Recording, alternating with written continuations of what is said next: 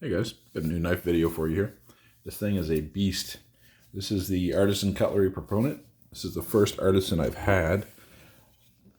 I do also have a CJRB, of course, made by Artisan that I've been carrying and reviewing, or kind of gathering info for a review on, so I'll get that in front of the camera before too long. But yeah, this is a chunky knife. I really like it.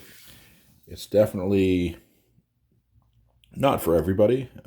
You know, if you're used to carrying a Benchmade bug out, which I love my Benchmade bug out, and this is ideal size for you, this big thing is going to be a whole other ball game. Just no comparison at all, size-wise. Cutting edge, 4 inches on this thing.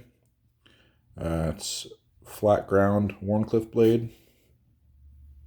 So right from this fuller here, it is flat all the way down.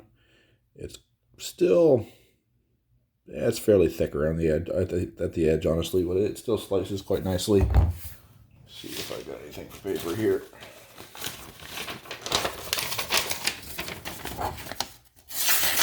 Definitely slicey.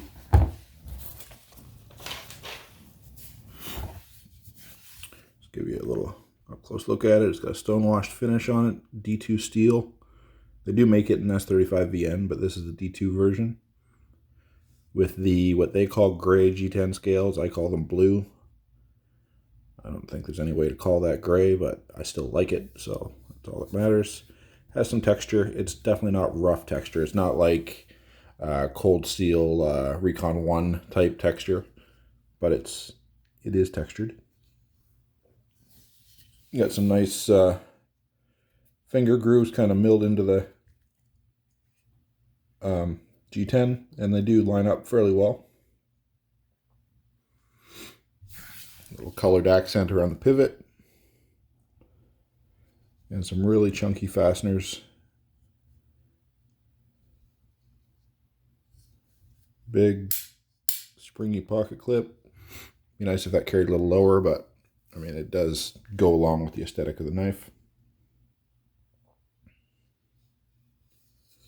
Nice big finger choil there for you. Big sharpening choil. Thumb studs are massive. Thick blade stock. Still comes down to a decent point though. Pretty pointy. But really well finished knife. It feels sturdy, solid. There's absolutely no blade play on it, up or down, left or right.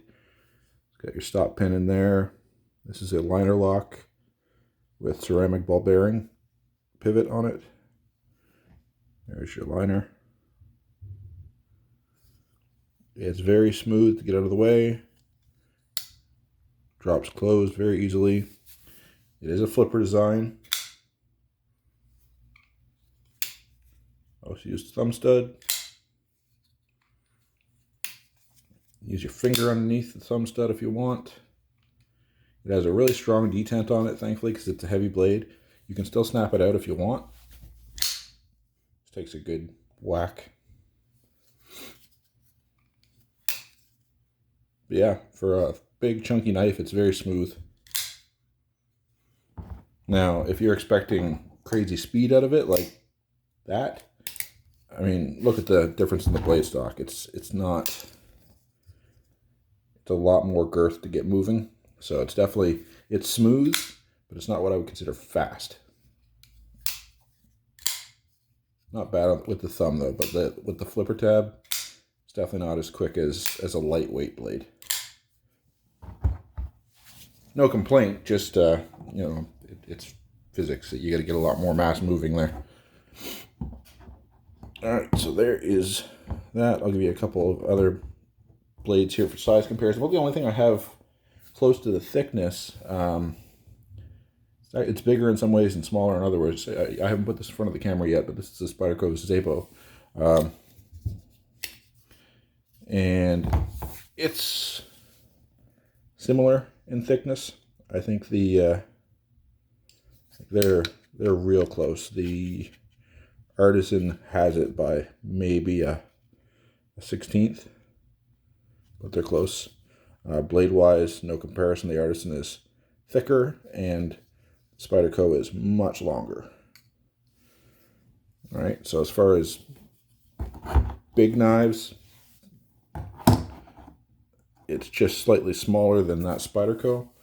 Here, I'll throw a Paramilitary 2 in there. Lengthwise, the Artisan's got just a little bit more on the cutting edge and just a little bit more on the handle, I would say, barely. Here's a Manix 2. Again, that's going to be pretty darn similar to the Paramilitary.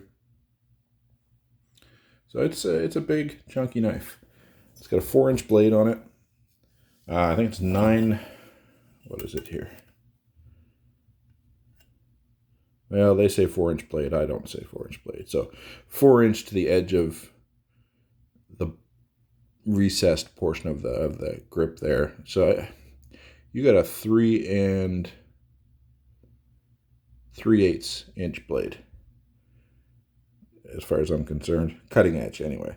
All this back here, measuring the blade to here doesn't make sense to me because the handle swells out there, so it's only like 3.5 inch if you're going to measure it to the edge of the handle scale, and you're looking at just under 9 inches overall length.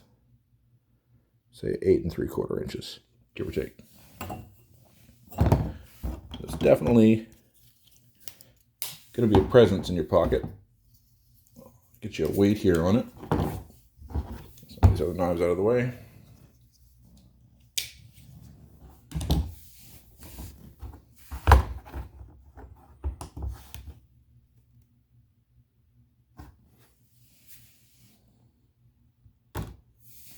You're looking at 9.67 ounces. Just to give you a lightweight comparison,